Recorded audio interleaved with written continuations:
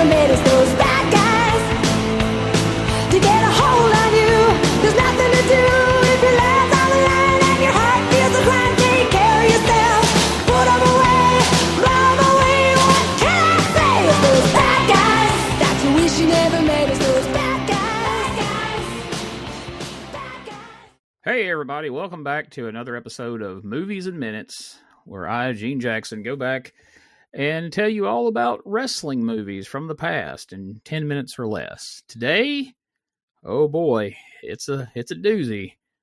Bad Guys from 1986. So today we're diving into one of the strangest attempts to blend a buddy cop comedy with professional wrestling ever put on film. And again, the movie's called Bad Guys, and it was made in 1986. If you've never heard of it, don't worry, you're in good company. This thing barely made a dent as far as numbers, as far as people coming out to see it. It eventually found a small audience on video, and it's just an interesting time capsule of 80s cheesiness. It's got everything you could want from an old 80s movie. It's got mullets, Russians, strippers, corrupt managers, bar brawls, and, oh yeah, two cops who somehow fall into pro wrestling stardom. Does that sound fun to you? Well, if it does, stick around. So this movie starts out, we meet our heroes, Dave Atkins and Skip Jackson, no relation, two Los Angeles cops who can't seem to drive under the speed limit, can't avoid fights, and definitely can't avoid suspensions.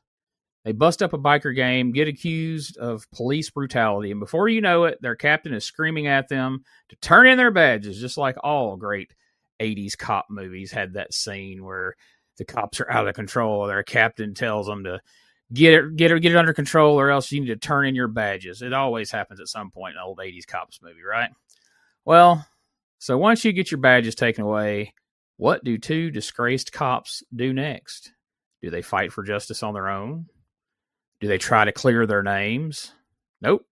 They decide to become professional wrestlers because apparently in 1986, that was an obvious career path, if police work doesn't work out. Although Roddy Piper and Jesse Ventura did just the opposite. In their failed pilot known as Tag Team, they were two wrestlers who lost their jobs and got blackballed from the wrestling business, who then went into the police academy. So, newsflash, it doesn't work great either way. And even though Tag Team is technically a TV pilot, we'll probably cover that here at some point, just because I like Piper and Ventura. But anyway, the boys wrestle their first match against a tag team called the Sidewinders, a pair of Arizona behemoths weighing 390 pounds each. The ref gets bumped, chaos erupts. Somehow our guys get the win, and the crowd loves them. Of course, because this is a movie, a pushy reporter named Janice shows up and says, hey, with the right gimmick, you guys could make some money. And their gimmick? Well, obviously, let's make them fighting cops. Yeah, so there you go. The new wrestling tag team coming soon. The Police Brutality Express should be coming your way. But before they can commit to the squared circle, they bounce through a number of different jobs, like, rejects from the police academy. They try office gigs. They try warehouse work.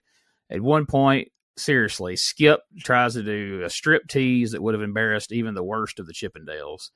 And this is where the movie just fully leans into just like slapstick 80s cheesiness, and you realize you're not watching Lethal Weapon. You're watching something closer to the Three Stooges become wrestlers or something to that effect.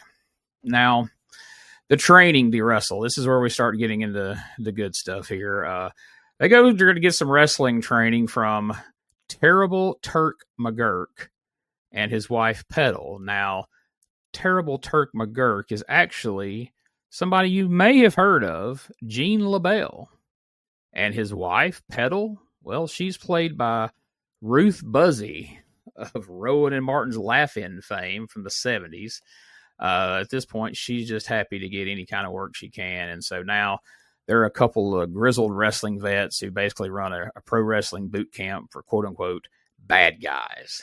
And they teach these two cops how to gouge eyes, choke people, and learn how to look mean in spandex.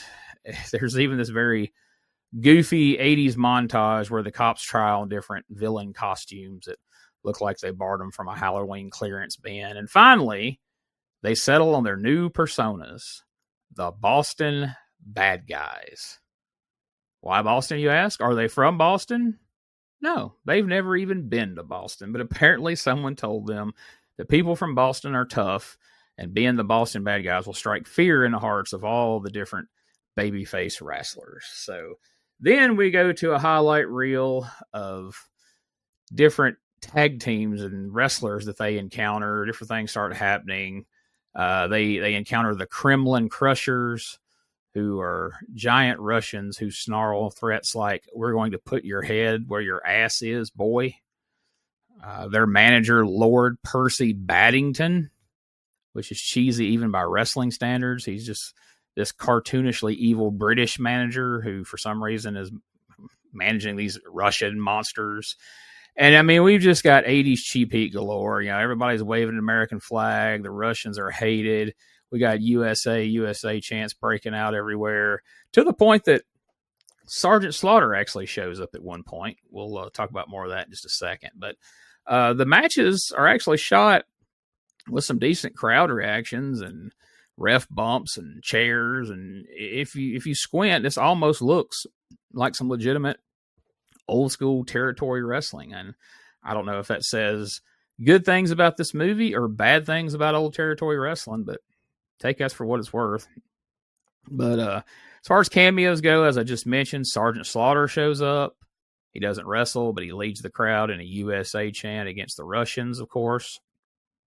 And we get Murphy Green, a biker thug who randomly sues the cops for $10 million because nothing screams fun family wrestling comedy like some legal drama along the way. All this builds up to this big showdown, the Boston Bad Guys versus the Kremlin Crushers for the World Tag Team titles. Naturally, Lord Percy tries to sabotage things. This Murphy Green character, he's interfering. And our heroes barely even make it to the arena on time for this match. Now, at this point, I don't know why in the hell we show them getting trained to be bad guys. We name them the Boston Bad Guys so that they can end up going against the clearly bad guy Kremlin Crushers. And when they do finally show up for this match, I mean, it's pure Hulkamania 80s Americana. I mean, they're decked out in red, white, and blue, and they come in and go after the Russians, and it's just the most patriotic thing you've ever seen since Hulk Hogan pinned the Iron Sheik. You know, here's the alleged bad guys in red, white, and blue being the ultimate good guys, taking down these Kremlin Crushers. They hit him with a drop kick, nail him with a double team move, and suddenly our bad guys are the ultimate good guys. And in the end, they're waving the American flag to massive chants of USA, USA. Look, Bad Guys is an absolute fucking mess that makes No Holds Barred look like the Citizen Kane of wrestling movies. It's part buddy cop comedy, part 80s arbitrary pro wrestling cash-in, as people did in the 80s. It's part Cold War parody, and none of it really works. If any one of these things were even remotely well executed, maybe this movie could have been somewhat watchable, but the acting is awful. The fights are cheesy as hell. The dialogue is just straight out of a Saturday morning cartoon or something.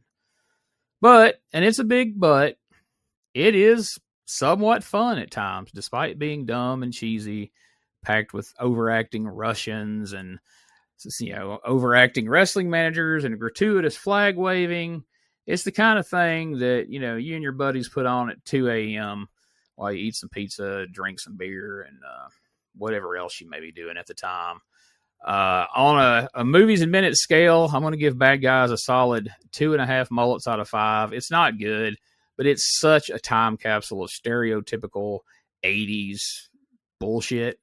If you're an old fart like me, the nostalgia makes it worth it. If you're not an old fart like me and you're a younger person, you're left asking yourself, why do these people love the 80s so much? It was the corniest, cheesiest decade in history, and that's without a doubt. If you like the movie No Holds Barred, Body Slam, or any of those half-baked wrestling movies from the 80s, give this one a try. Just don't expect any Oscar-winning performances. You're getting pure 80s wrestling shtick here with a side of slapstick, goofy-ass comedy. It's like the guys who created Glow decided to make a movie with dudes instead. So that's Bad Guys from 1986, another slice of wrestling history in movie form, and one you'll never forget, no matter how hard you try. I'm Gene Jackson, and we'll be back with another pro wrestling movie to review sooner or later, once you've had enough time to recover from this one. See you next time.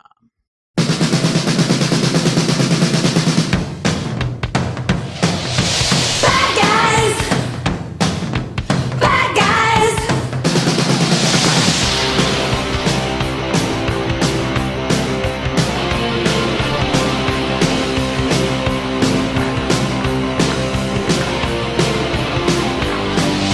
When trouble starts, you gotta watch for those bringing love. Feels so great, he falls from one mighty blow. Sneaks up behind, your defense is blind. You're all tied up and don't know which way to go. Know gotta go with those bad guys that you wish you never met us.